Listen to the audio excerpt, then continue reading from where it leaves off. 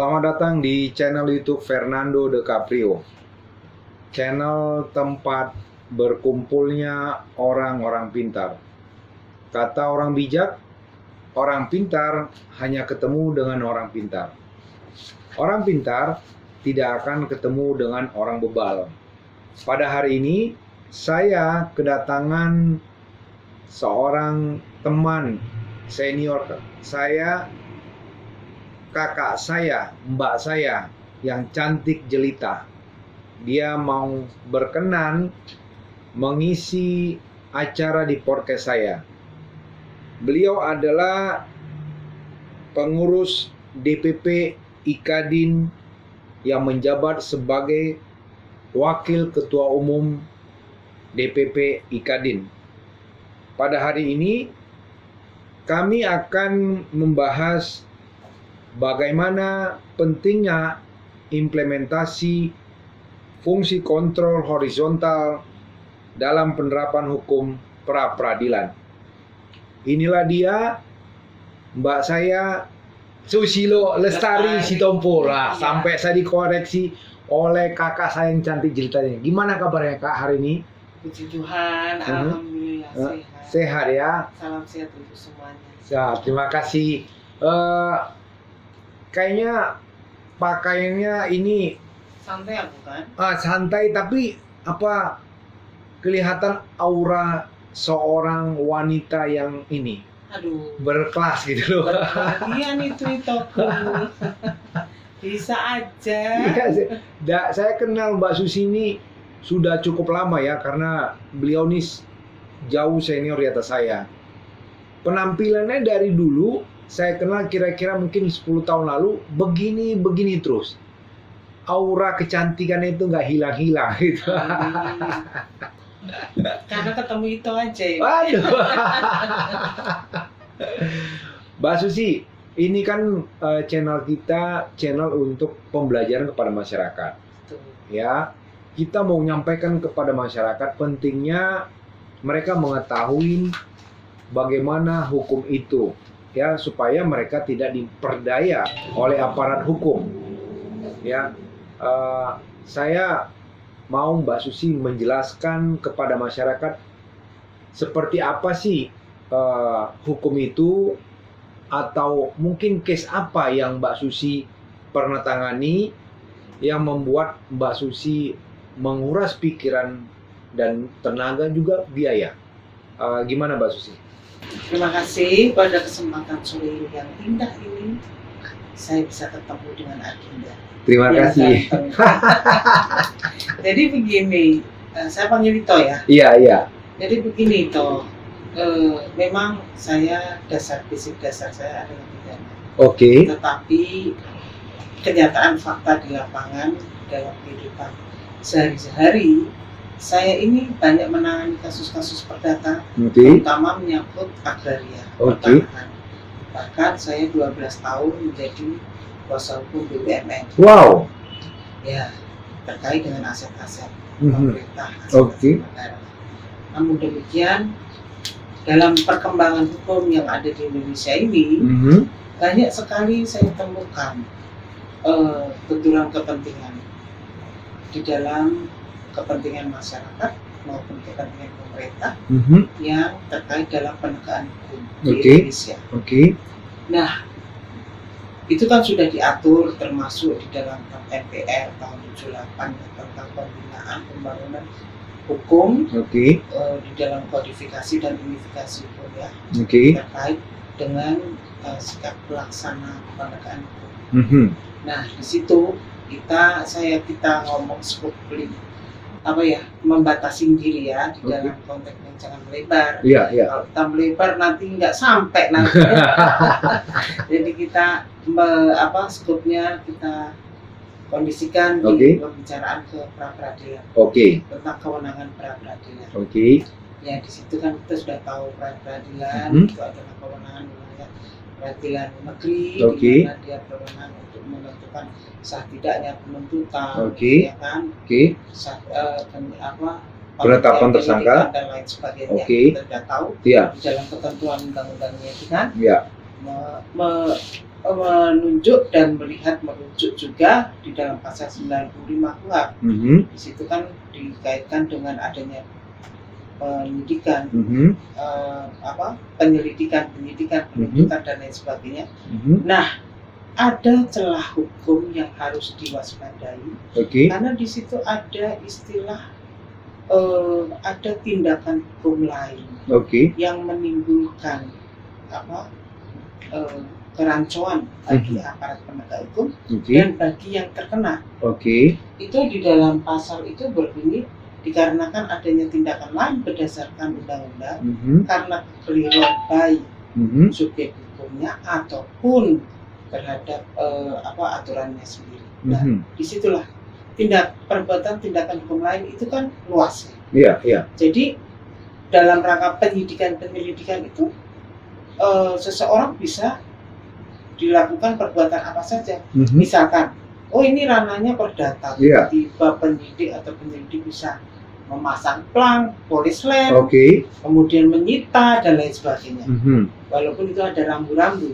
Disitulah karena adanya celah hukum yang mana dengan celah-celah hukum itulah yang menimbulkan ketidakpastian. Solusinya apa? Jalan keluar di dalam proses yang demikian. Bagaimana seseorang apabila mengalami satu proses kriminalisasi, kemudian dia yang harusnya ranahnya perdata administrasi negara dikondisikan dia dilarikan ke pemidanaan. Sering terjadi kan? Nah, ini pertanyaan yang sangat apa nih? Kasus apa tuh yang Mbak Susi temukan itu sehingga Mbak Susi bilang, wah ini harusnya ini bukan masuk ke ranah pidana. Kan kalau menurut pasal 1 angka 10 KUHP itu kan dia katakan ini kan terkait dengan prapid ya. Prapid itu bagaimana sah atau tidaknya suatu penangkapan dan atau penahanan atas permintaan tersangka. Lalu ya atau kuasanya atau keluarganya. Lalu sah atau tidaknya penghentian penyidikan atau penghentian penuntutan atas permintaan demi tegaknya hukum dan keadilan. Nah, lalu dia bilang permintaan ganti rugi atas rehabilitasi ya. Yang saya mau tanyakan nih Mbak Susi, Mbak Susi memprapitkan itu terkait dengan pasal 1 angka 10 KUHP itu di mananya dia? Apakah salah penerapan hukum seperti kata Mbak Susi tadi bahwasanya harusnya itu ke perdata dibawa ke pidana, itu gimana Mbak? Nah, jadi gini, sebenarnya itu sudah ada aturan. Nah, celah hukum itu di dalam ketentuan itu dikarenakan tindakan lain tanpa alasan berdasarkan undang-undang. Nah, tindakan lain itu apa? Itu yang harus satu catatan ya. Yang kedua, kemudian dengan adanya tindakan lain berdasarkan undang-undang, seseorang penyelidik, penyidik atau bisa melakukan sesuatu action, melakukan sikap di dalam penegakan hukum menurut domain dia, menurut versi dia. Ya kan? Nah, sekarang ini banyak kaitannya terkait dalam konteks bahwa ini di dalam penegakan hukum seseorang bisa dilanggar hak asasi manusianya. Contoh, ini sebagai contoh. Seseorang yang dikriminalisasi, bagaimana dia menuntut keadilan? Saya beli tanah, ini contoh. Saya beli tanah berdasarkan sertifikat. Setelah sekian tahun, saya nggak ada komplain apa-apa. Kemudian saya bangun misalnya. Saya bangun SPBU. Ini contoh karena tanah itu gede. Pada saat dibangun, tiba-tiba ada muncul klaim. Si orang yang mempunyai sertifikat, misalkan si A tadi, dilaporkan bahwa dia memasuki pekarangan orang lain, kemudian itu nggak sah atau tidak benar sertifikatnya dan lain sebagainya. Atau penyerobotan dianggap ya? Iya, dia dianggap penyerobot, dia dianggap memasuki pekarangan orang lain dan lain sebagainya. Dia pemalsuan, dianggap pemalsuan. Nah, hal-hal yang masih abu-abu dan belum jelas, ini kan sudah harus dikondisikan yang benar. Jadi konteksnya kalau itu seseorang mengklaim, itu kan harus ada dasar. Ini satu orang ini punya sertifikat yang mengklaim ternyata tidak ada sertifikat, dia berdasarkan girik. Iya, iya. Yang contoh, seorang yang punya sertifikat dikontrak dengan girik, ya jelas lebih tinggi sertifikat dong. Iya, betul. Nah, itulah yang namanya yang tidak sebanding itu Bawit scoring itu nggak benar, nggak boleh. Kalau sertifikat ya dikontrak dengan sertifikat. Betul, betul. Nah, konteksnya itu seperti itu. Nah, sekarang orang yang dikriminalisasi tersebut, ini contoh, kemudian tiba-tiba dia diperiksa, dia apa, tanahnya dipolis land. Apa upaya hukumnya? Ini kan masalah sengketa kepemilikan. Kenapa saya diperlakukan begini dan lain sebagainya. Sering itu terjadi. Nah, hal yang demikian kadang penyidik di dalam konteks dia itu membangun hukum di dalam kerangka dia sebagai penegak hukum, itu tergantung dari sumber daya. Jangan salah. Kadang ada SDM-nya, saya tidak melecehkan penegak hukum lain ya. Kadang ada SDM yang karbitan, dia belum jadi penyidik lulusan SMA misalkan, dia disuruh menyelidik dan melidik. Kayak ini dong, tahu. Kayak pisang dong, di karbit itu jadi matang gitu. Iya, artinya kemudian dia baru kuliah. Sementara materi hukum itu sudah pemahaman hukum kan berkembang. Ya. Itu yang sering terjadi, sehingga apa? Banyak kejadian-kejadian yang seperti itu.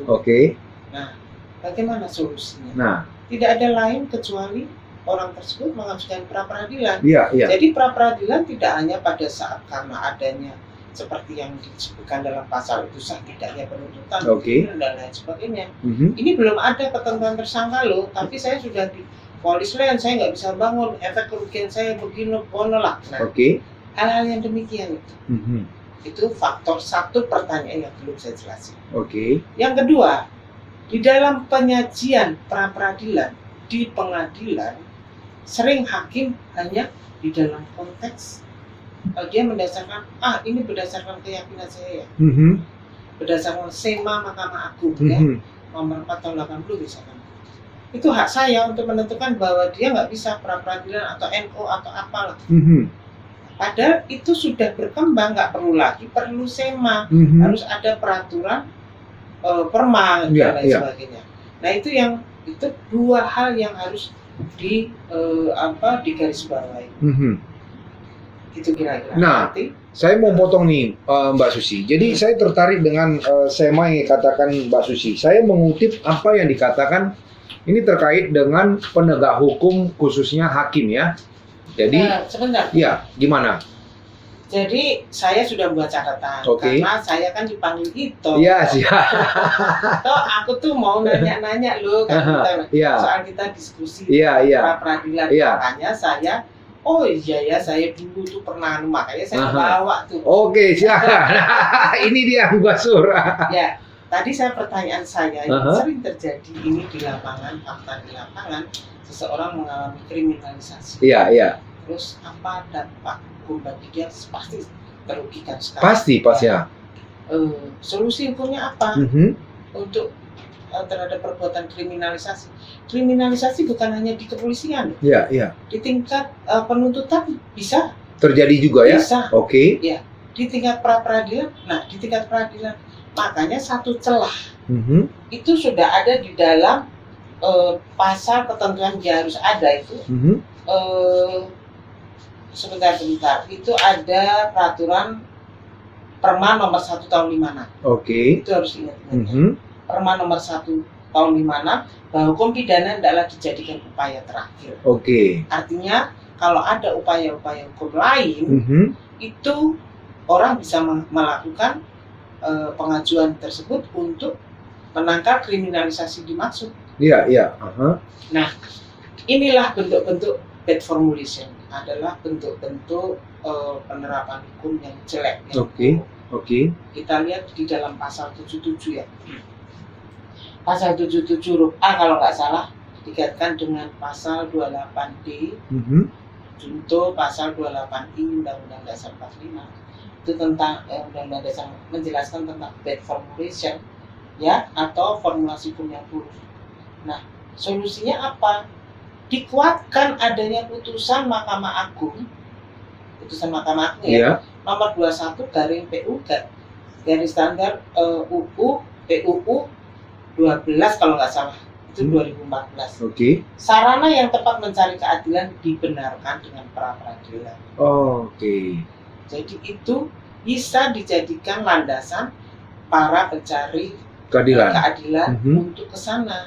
Dan satu-satunya yang kita harus hormati di situ, jangan sampai ada sikap para penegak hukum itu melakukan arogansi. Walaupun domainnya, oh ini kan saya harus menegakkan hukum dalam rangka ini. Tapi harusnya jelas-jelas. Kalau bisa diselesaikan ultimum remedium atau upaya-upaya di luar konteks pemidanaan, kita harus upayakan dulu. Contoh, misalkan dengan memediasi atau melakukan itu memang ranahnya perdata, kita buka perdatanya dulu, atau kita ajukan tuntutan gugatan administrasi negara. Itu harusnya pemidanaan itu menjadi upaya terakhir. Benar. Ya kan? Iya. Jangan pidana itu malah dibuat sebagai alat menakut-nakutin. Nah, itulah yang harusnya primum remediumnya itu senjata terakhir. Betul. Yang harus di garis bawain di sini. Iya. Itu saya menjawab satu hal tadi, pertanyaan yang pertama. Nah, konteksnya contoh yang tadi saya contohkan adalah orang punya sertifikat, kemudian yang satu sengketa masalah keperdataan, itu namanya perdata. Mana yang didulukan sih, perdata atau pidananya dulu? Kalau itu memang harusnya ranah perdata yang harus diselesaikan, ya berikan kesempatan itu. Pidana dihentikan sementara. Kecuali tindak pidana umumnya ya, misalkan pencurian atau apa, itu lain cerita, itu konteksnya lain ya. Betul. Tapi kalau ada rambu-rambu di mana ada keraguan-keraguan ini masuk ke wilayah peradilan mana atau hukum mana yang akan ditegakkan, disitulah yang harus disikapi kita mencari hukum yang benar. Kira-kira seperti itu. Nah, kekuatan dengan adanya putusan Mahkamah Konstitusi itu ada dikuatkan juga loh. Kalau nggak salah putusan Mahkamah Konstitusi ada yang baru nih. Putusan Mahkamah Konstitusi nomor 130 garing PUU 12/2015. Ya. Tentang apa itu ya? Contohnya gini, menjelaskan intinya penyidik dalam ketetapan 7 hari kerja harus ada SPDP. Ya. Maka menunjuk pasal 109 KUHP, bila penyidik tidak melakukan tindakan yang benar dengan SPDP, kan kadang berlarut-larut, betul. Jelas, betul. Nah, atas ketentuan dimaksud maka menjadi objek dalam ruang bagi hukum pidana dapat diajukan pra-peradilan. Oh, ini baru saya ini loh, Mbak Susi. Nggak semua juga orang tahu nih. Iya, karena advokat aja belum tentu. Belum tentu loh. Ini karena banyak benturan kepentingan. Di sini yang harus dipedomani bukan hanya para pembela penasihat hukum, para penyidik, penyelidik, penuntut itu juga harus paham di situ. Tapi kenyataan, kenyataan kadang-kadang padahal udah ada putusan MK itu, ya kan, kita berikan kepada mereka ini arogansi mereka bahwasanya gua penyidik gitu. Itu gimana tuh, Pak? Nah, kalau ada arogansi begitu, itu kan artinya dia nggak paham. Orang nggak paham hukum, kan sudah rambu-rambunya larikan ke pra-peradilan. Nah, itu sarana ya, sarana. Kenapa sih pra-peradilan bisa sekali, 2 kali? Boleh berkali-kali, sepanjang belum ada ketegasan yang jelas. Boleh. Orang mencari pembenaran di dalam konteksnya prejudis bahwa presumption innocence itu seseorang yang belum ditetapkan karena dirugikan hak kepentingannya, seseorang boleh mengajukan pra-peradilan. Jadi tidak hanya terkotak bahwa itu lingkupnya yang seperti udah sekali itu nggak mempan ya udah berpasrah. Itu namanya melanggar HAM penyidik yang demikian. Nah, ini saya tertarik nih karena konteks pemikiran orang awam, jangankan orang awam, pengacaranya taunya tuh pra-peradilan itu cuma sekali ketika dia menangani satu perkara tindak pidana, kan begitu. Ini saya baru dengar Mbak Susi bahwasanya itu bisa berkali-kali. Boleh. Tapi, ini lagi-lagi nanti ujung-ujungnya penegak hukum khususnya hakim dia nanti akan bilang dia NO kan bahwasanya Kamu Betul, sudah betul, mengajukan betul. Prapit. Nah, itu gimana Mbak Susi? Ini Betul. perlu saya gali Ini- dari yang senior. Ini tinggal yang tadi pertanyaan saya kan, saya pernah tadi membahas ada dua konteks pertanyaan. Yang pertama sudah saya jelaskan ya, Iya. ya, menyangkut pemidanaan itu sendiri, itu melakukan sehingga peradilan regional harus jelas, Iya. ya, tidak ada pemidanaan maka tidak bisa dipidana, Iya. ya kan? Tidak ada peraturan yang mengatur maka tidak Bisa dipidana. pemidanaan yang Iya. dipidana. Ya. Contohnya konteksnya sekarang adalah kenapa sih seorang hakim itu ragu untuk menetapkan bahwa itu jelas pra peradilan sah atau tidak sah. Intinya penuntutan, penyidikan, penuntutan dan lain sebagainya itu tidak sah atau sah. Dia nggak kadang udahlah untuk amannya lah. Iya. Amannya Mencari aman itu bahasanya. Karena apa? Mohon maaf nih, tanda petik. Kebiasaan yang terjadi itu yang terjadi. Korelasi antara aparat penegak hukum, baik hakim, polisi, jaksa, itu satu kesatuan. Nah, itu dia. Itu sehingga apa? Sehingga mereka, aku nggak enak. Sifat yang demikian, yang ragu, yang setengah-setengah, yang hukum itu harus tegas. Hukum itu harus memberikan kepastian bagi yang terkena. Hukum itu harus memberikan kompensasi tentang HAM-nya. Jadi kalau ada hakim yang demikian, seharusnya dia bisa menyatakan mundur kalau dia, wah aku ada hubungan gak enak nih sama penyidik, ada hubungan baik.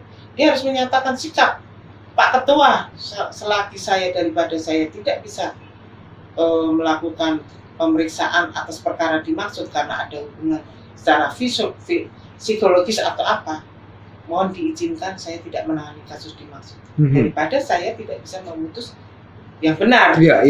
Karena hukum, karena seorang hakim itu harus menemukan hukumnya. Betul. Nah sekarang yang tadi pertanyaan kedua, ya, itu baru menjawab pertanyaan kedua berdasarkan ketentuan. Ini ada ketentuan Mahkamah Konstitusi nomor 21 PUU dari 12/2014 sebagai sarana yang tepat untuk mencari keadilan berdasarkan pra-peradilan tadi. Bahwa konstruksi hukum terkait Perma nomor 1 ini Perma. Perma itu bersifatnya eksternal dan internal. Tapi kalau sema yang dipakai hakim, wah, dia mencari aman ya. Sema itu hanya bersifat internal saja. Nah, kedudukan sema sama perma tinggi mana pertanyaannya? Nah, ini saya jawab. Bahwa ada konstruksi hukum Perma nomor 1 tahun 56 dalam pasal 1 tersebut adalah merupakan norma hukum yang berasal dari asas pemidanaan. Perma dimaksud merupakan pengisi kekosongan hukum di dalam KUHP in concreto. Ya. Maka Perma nomor 1 tahun 56 pasal 1 dimaksud berasal dari asas pemidanaan yang menekankan asas ultimum remedium yang di dalamnya terkandung value, nilai. Nah, dengan ketentuan Perma itu memiliki makna dalam suatu perkara dapat diselesaikan melalui jalur lain. Kalau dia merasa yakin, ya jalur lain hakimnya harus memutus.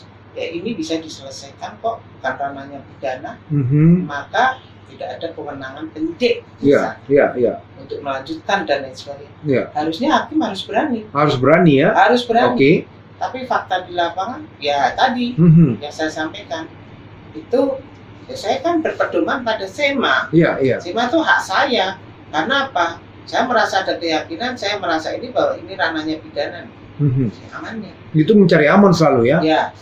Sehingga apa untuk mencari aman NU aja lah atau ditolak lah. Nah, di situ sebenarnya demi keadilan berdasarkan Tuhan Yang Maha Esa, dia itu membawa dalam nama Tuhan. Artinya harusnya dia adil. Nurani keadilan harus muncul di situ. Ya. Kira-kira yang terjadi seperti itu. Dan sering hakim mempergunakan SEMA nomor 4 tahun 80 untuk menyelesaikan sengketa prejudisial tersebut. Namun, bila disandingkan Perma nomor 1, jelasnya kedudukan Perma itu lebih tinggi. Betul. Ya.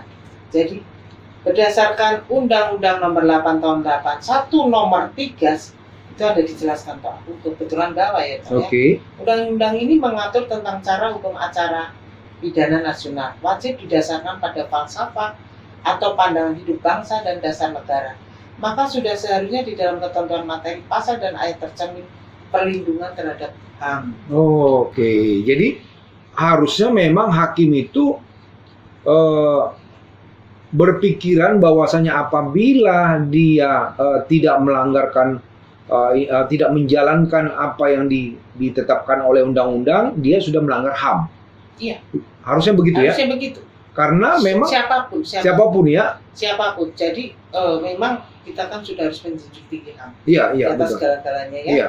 Saya pun kemarin eksekusi pengosongan 25 itu, saya fasilitasi dengan 20 rumah. Oke. Ada gudang. Walaupun itu sebenarnya bukan kewajiban kami ya. Kewajiban kami ya tak kasihlah tempat untuk naruh barang udah. Tapi kami secara manusiawi harus kita siapin. Nah, hal-hal yang demikian yang kadang dikesampingkan. Contoh tadi ultimum remedium ya, sifat pemidanaan itu merupakan sarana pedang terakhir, betul. Itu yang kadang dilupakan. Malah didahulukan itu ya? Iya. Untuk mengancam seseorang. Kadang orang dikondisikan bahwa ini masuk ranah pidana, numpuklah kerajaan sampai. Itulah kira-kira tema kita sore hari ini. Mudah-mudahan ada berkenan walaupun sedikit ya, Tom ya.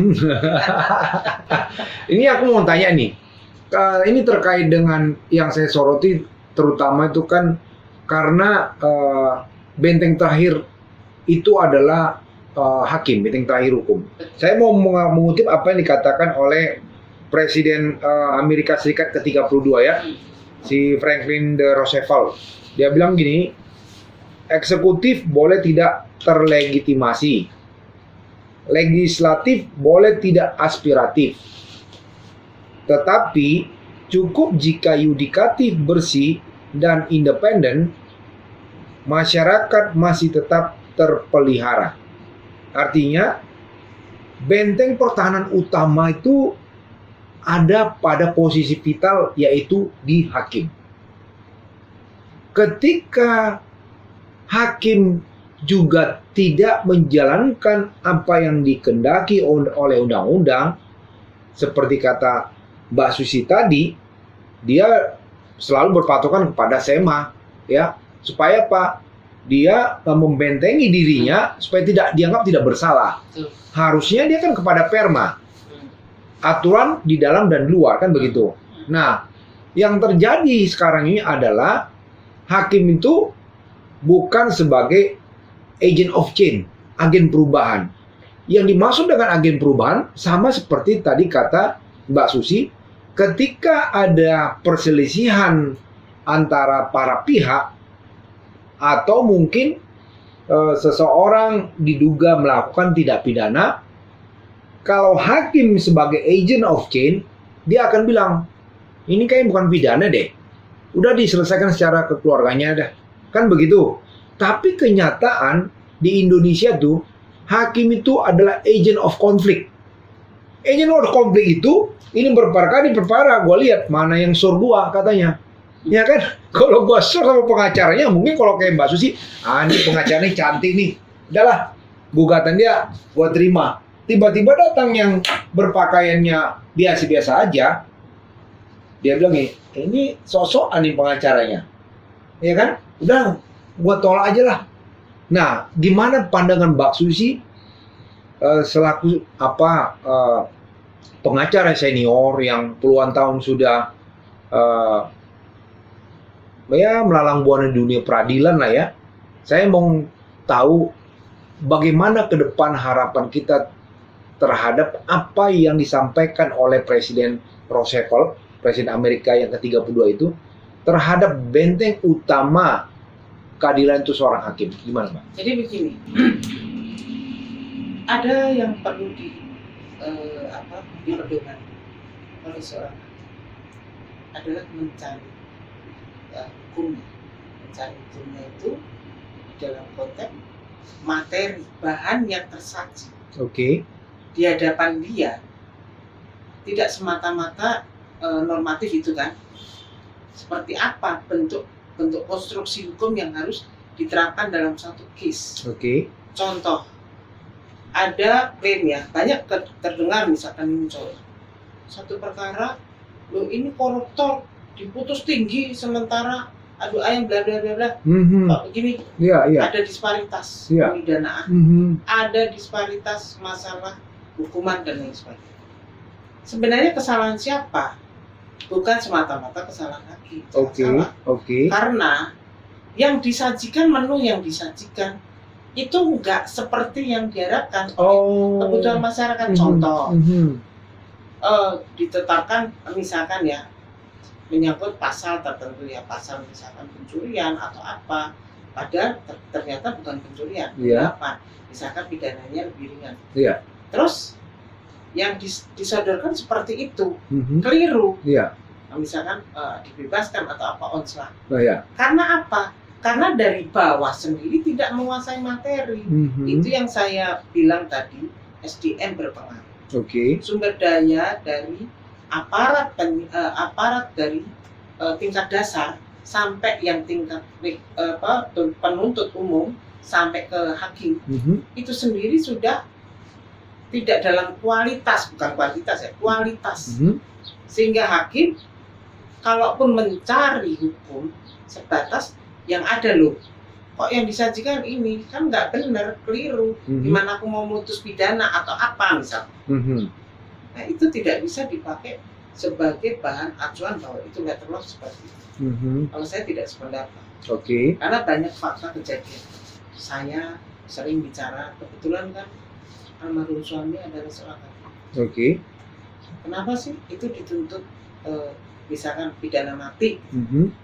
Kok itu tuntutannya cuma segini? Apa istilahnya? Baca ini, bisa ini contoh kan? Itu perkaranya ini yang ditulis, apa yang disajikan di meja ini. Kemudian materi yang disajikan itu tidak seperti yang diharapkan oleh keinginan masyarakat. Sehingga apa yang terjadi?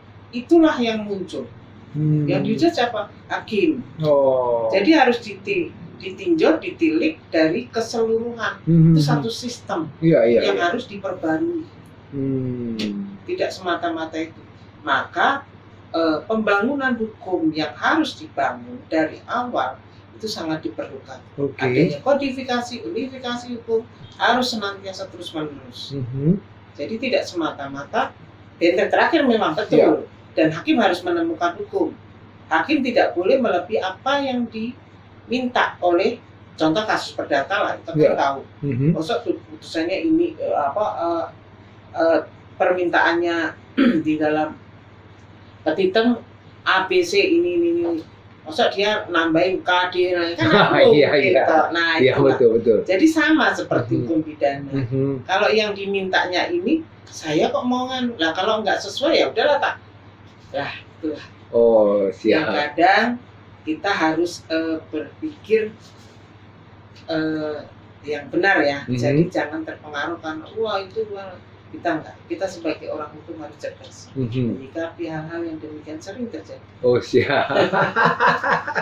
Ya, ini luar biasa nih ya pembicaraan saya dengan seorang pengacara senior. Saya harus banyak belajar dari beliau ya. Karena tadi sudah beliau jelaskan, beliau juga 12 tahun sebagai penasihat hukum di beberapa BUMN ya. Jadi luar biasa. Tapi saya belum pernah diajak beliau juga untuk kerjasama. Belum ketemu ya. Padahal saya mau banyak belajar dari beliau supaya ya kalau misalnya dia punya ilmu, kalau saya diajak kan saya ngerti, cara penanganannya seperti ini ya kan. Ya mudah-mudahan setelah saya undang beliau di podcast saya, dia mau ngajak saya besok. Mbak Susi, kita kan udah panjang lebar nih. Apa yang mungkin bisa Mbak Susi sampaikan untuk perbaikan hukum ya? Kalau tadi kan kita spesifik tentang bagaimana ranah Prapit itu ya. Sekarang bagaimana harapan kita terkait dengan penegakan hukum ke depannya? Ya, tadi saya sudah menjelaskan tentang formulasi. Oke. Formulasi hukum yang dulu seperti apa. Ya, kemudian itu merupakan fungsi kontrol horizontal itu merupakan yang harus ada dan harus dihormati. Artinya satu-satunya fungsi kontrol di dalam penegakan hukum kuat itu ya pra peradilan. Jadi hakim itu tidak perlu lagi ragu, tidak perlu lagi tanda petik misalkan karena ada hubungan korelasi ke kelembagaan atau hal-hal lain. Kalau hakim merasa ada sesuatu yang tidak match terhadap itu, langsung saja lebih bagus dia menyatakan mengundurkan diri dari pemeriksaan perkara dimaksud karena saya merasa ada interest terhadap kasus dimaksud, baik subjeknya atau apanya ya. Itu lebih bagus. Nah, itu yang jarang terjadi. Tapi di Mahkamah Agung pernah juga terjadi. Saya pernah dengar cerita kayak gitu. Karena ada satu kepentingan, ada satu hubungan korelasi, wah ini saudara saya masuk harus nangani perkara. Nanti saya suatu ketika lah misalkan ketahuan lebih bagus saya mundur di dalam pemeriksaan perkara tersebut. Itu diizinkan, sah-sah saja, dan itu akan dihormati. Karena bagaimanapun juga kalau sudah menyangkut tentang hak asasi manusia, hidup dan mati ataupun harga diri, kehormatan itu luar biasa. Kita harus bisa saling mengerti, memahami di situ. Saya sudah mendapatkan poin-poinnya Mbak Susi ya, luar biasa nih. Terkait dengan ini, saya mau minta masukan dari pengacara senior saya ini. Enggak lah. Iya dong. Kecil. Siapa yang nggak kenal Mbak Susi ya kan di dunia peradilan ya kan, apalagi kalau di Ikadin ya kan, luar biasa. Namanya tuh harum gitu loh, semerbak harum katanya. Jangan begitulah itu. Serius ini. Saya hanya membantu kawan-kawan aja. Aduh, tidak, luar biasa. Sepak terjang Mbak Susi di DPP Ikadin sangat diperhitungkan. Ini kan channel YouTube kita, channel untuk memberi pelajaran kepada masyarakat. Terus terang Mbak Susi, saya membuat channel ini dikarenakan tanggung jawab saya sebagai pengacara officio nobile. Ya, betul. Seorang officio nobile itu harus mau berbagi ilmu pada masyarakat. Betul. Kan begitu. Betul sekali. Nah, inilah yang saya lakukan, kenapa saya buat channel YouTube ini. Ya. Lalu kenapa alasan kedua saya buat adalah karena saya seorang dosen. Ya, saya mau berbagi ilmu pada masyarakat karena masyarakat mengatakan bahwa citra hukum di Indonesia sangat ruyam dengan buruk sekali. Ya, selaku saya seorang dosen dan seorang pengacara, saya mau menghilangkan image seperti itu. Makanya saya membuat channel ini. Ya, karena di luar sana channelnya ada goyang-goyang kepala, ada apa itu yang laris ya. Itu yang laris. Yang kita memberikan pembelajaran kepada masyarakat malah berat sekali, mereka nggak mau gitu. Padahal mereka keluar dari rumah itu sudah pasti berbenturan dengan hukum. Keluar dari rumah saja, paling tidak misalnya dia motor nanti ketemu penegak hukum, khususnya polisi lalu lintas kalau dia bermasalah, kan begitu. Jadi harusnya masyarakat malah sebenarnya mau menonton channel kita nih, tapi oke lah, karena kita untuk memulai yang baik itu tidak gampang. Betul. Kan begitu. Nah, terkait dengan channel ini, apa masukan Mbak Susi yang cantik buat? Ya, saya mengapresiasi. Makanya saya mau datang. Thank you. Terus? Dengan adanya program yang Ito bikin, itu semoga membuat satu gebrakan memasyarakatkan hukum itu ke masyarakat. Istilah memasyarakatkan hukum di masyarakat itu seperti inilah. Contoh seperti kalau dulu istilahnya ada penyuluhan hukum di desa, atau hal seperti apa ya. Tapi karena ini sudah canggih, sekarang sudah model media elektronik dan lain sebagainya.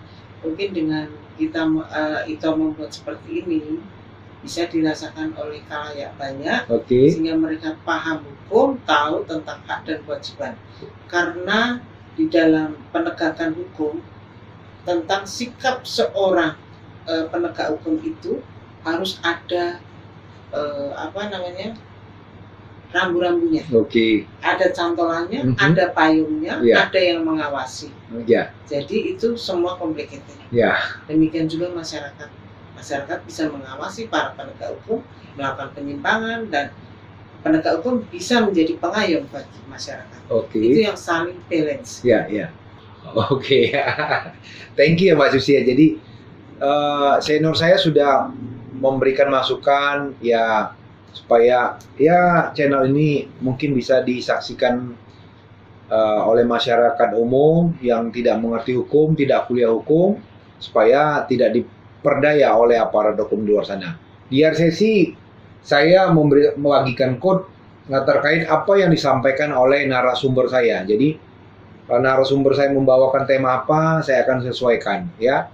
Hari ini kan Mbak Susi memberikan ini tema terkait dengan bagaimana PRAPID ya, kontrol, fungsi kontrol horizontal. Nah, quote-nya bilang begini, belajarlah untuk tidak menyalahkan orang lain, belajarlah untuk lebih menghargai orang lain, karena kita butuh orang lain. Artinya begini, jangan juga kita hanya bisa menyalahkan penyidik, baik kepolisian, kejaksaan, dan hakim. Karena di dalam sistem peradilan di Indonesia, fungsi-fungsi dari polisi, kejaksaan, dan hakim itu tidak bisa dipisahkan dalam kehidupan dalam hukum di Indonesia ya. Jadi itulah yang bisa saya sampaikan pada hari ini. Mudah-mudahan apa yang kami sampaikan bersama dengan senior saya, Mbak Susi yang cantik ini, bisa diterima oleh masyarakat. Thank you banget Mbak Susi sudah berkenan datang. Tetap jaga kesehatan. Amin. Supaya di lain waktu saya mau mengundang Mbak Susi lagi. Amin. Mengisi podcast saya dengan tema-tema yang lain yang menarik, yang mungkin nanti penonton channel saya buat di kolom komentar, oh saya mau Mbak Susi dihadirkan kembali dong, supaya dia bisa membawakan tema ini. Tolong dibikin ya, karena udah ada yang bikin gitu Mbak Susi di di kolom komen terkait dengan ada kemarin narasumber dia bilang tolong dibawakan ini dong. Tapi karena memang kita sudah menjadwalkan begitu banyak narasumber, kita bilang oke, nanti akan kita jadwalkan ulang kan begitu. Nah, bagi para penonton channel YouTube kami, kalau Mbak Susi mau kita hadirkan kembali, dan pasti saya hadirkan dengan tema yang lain, silakan tulis di kolom komennya. Oke Mbak Susi, thank you banget atas kehadirannya. Sehat semua. Tetap semangat dan ini ya, selalu jaga kesehatan. Amin. Biar saya bisa melihat Mbak Susi yang cantik ini kembali. Amin. Thank you.